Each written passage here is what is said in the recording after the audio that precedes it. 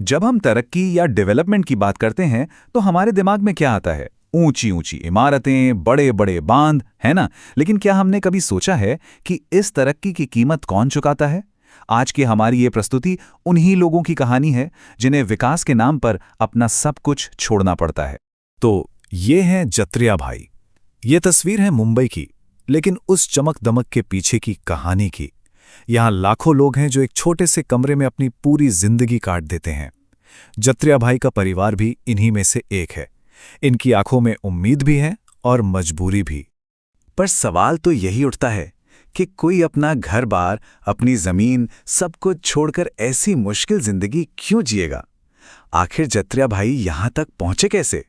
क्या था उनका अतीत जो उन्हें पीछे छोड़ना पड़ा? इन सवालों के जवाब हमें एक बहुत बड़े मुद्दे की तरफ ले जाएंगे। चलिए पहले देखते हैं कि मुंबई में इनकी जिंदगी असल में है कैसी। ये एक ऐसी दुनिया है, आप समझिए, जहां हर दिन एक नई जंग लड़ने जैसा है। देखिए, शहर में तो सांस लेने की भी कीमत होती है। जत्रिया भाई दिन रात मछली पकड़ने वाले फटे पुराने जालों को सिलते हैं, पर उससे इतनी कमाई नहीं हो पाती कि घर आराम से चल सके। दवा, खाना, पानी और ऊपर से कमरे का किराया, हर चीज के लिए पैसा चाहिए। और दुख की बात तो यह है कि उनके छोटे बेटे सिद्ध्या का बचपन भी इसी संघर्ष में कहीं गुम हो गया है। बेचारे को सुबह 4 बजे उठकर काम पर जाना पड़ता है। कभी मछलियां साफ करता है तो कभी खाली बोतलें और अखबार बेचता है, बस इसलिए ताकि परिवार का पेट भर सके। तो ये तो थी शहर की कहानी। अब चलते हैं उस दुनिया में जिसे ये लोग बहुत पीछे छोड़ाए हैं। एक ऐसी दुनिया जो मुंबई की इस घुटन भरी जिंदगी से बिल्कुल अलग थी। ये है खेड़ी गांव। सिर्फ एक गांव नहीं, ये उनकी पहचान थी, उनका घर था। सोचिए, घने हरे जंगल, पहाड़ियां और उनके बीच से बहती नदी। एक ऐसा गांव जहां जत्रिया के पुरखे न जाने कितनी पीढ़ियों से रहते आए थे। यहां की जिंदगी पूरी तरह से प्रकृति से जुड़ी हुई थी। ये 2 तस्वीरें असल में पूरी कहानी बयां कर देती हैं। एक तरफ एक बच्चा शहर के कचरे में अपना बचपन ढूंढ रहा है और दूसरी तरफ गांव की खुली हवा में नाचते गाते बच्चे। यही तो विस्थापन का सबसे बड़ा, सबसे दर्दनाक सच है, जहां आने वाली पीढ़ी अपना सब कुछ खो देती है। खेड़ी में जिंदगी का मतलब था सुकून। नदी के बहने की आवाज, पेड़ों की सरसराहट, पक्षियों का चहचहाना। वहां शांति थी, अकेलापन तो था ही नहीं। सब लोग एक बड़े परिवार की तरह रहते थे, एक दूसरे के सुख दुख में साथ खड़े होते थे। बच्चे बड़ों से हुनर सीखते थे, जिंदगी जीना सीखते थे। जंगल और नदी उनके लिए सब कुछ थे, माँ की तरह जो उनकी हर जरूरत पूरी करते थे। लेकिन फिर उनकी इस शांत और खुशहाल दुनिया में एक दिन विकास ने दस्तक दी। सरकार की एक योजना आई और उसने उनकी जिंदगी को हमेशा हमेशा के लिए बदल कर रख दिया। हुआ ये कि एक दिन गांव में कुछ सरकारी अफसर आए और उन्होंने एक फरमान सुनाया कि नदी पर एक बहुत बड़ा डैम, एक बांध बनने वाला है और इस वजह से खेड़ी और उसके आसपास के कई गांव हमेशा के लिए पानी में डूब जाएंगे। मतलब उन्हें अपनी जमीन, अपने पुरखों का घर, सब कुछ छोड़ना होगा। तो गांव वालों के सामने एक तरह का सौदा रखा गया, अपनी जड़ों के बदले एक मॉडर्न, एक आधुनिक भविष्य का सपना।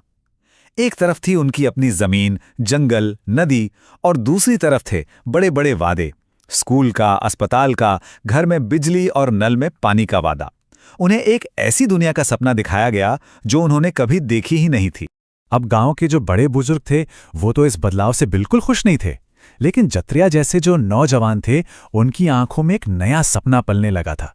उसे लगा, चलो अब शायद वो अपने बच्चों को एक बेहतर जिंदगी दे पाएगा। एक ऐसा घर जहां बिजली होगी, पानी होगा और सबसे बड़ी बात, उसके बच्चे स्कूल जा पाएंगे, उसकी तरह अनपढ़ नहीं रहेंगे। लेकिन क्या वो वादे सच में पूरे हुए? चलिए देखते हैं कि सपनों की दुनिया और हकीकत की दुनिया में फर्क कितना बड़ा था। तो ये है सिंदूरी गांव, जहां उन्हें लाकर बसाया गया। कहां खेड़ी के हरे भरे जंगल और कहां ये तपती धूप और टिन की छतें जो गर्मी में भट्टी की तरह जलती थी। ये सपनों का गांव तो बिल्कुल नहीं था, ये तो एक सजा जैसा लग रहा था। और सबसे ज्यादा चुभने वाली बात तो ये थी कि सिंदूरी में जो लोग पहले से रहते थे वो इन्हें बिन बुलाए मेहमान कहकर बुलाते थे। सोचिए, उन्होंने अपना घर खो दिया था और अब वो अपनी पहचान भी खो रहे थे। जो भी वादे किए गए थे वो एक एक करके टूटने लगे। घर के नाम पे क्या मिला? टिन का एक गरम कमरा। खेती के लिए जो जमीन दी गई वो पथरीली और बंजर थी। नल तो लगा दिए पर उनमें पानी कभी कभारी आता था। बिजली भी थी लेकिन बस कुछ घंटों के लिए, और उसका बिल चुकाने के पैसे कहां से लाते? और स्कूल स्कूल में टीचर खेड़ी से आए बच्चों पर ध्यान ही नहीं देते थे, उन्हें अजनबी समझते।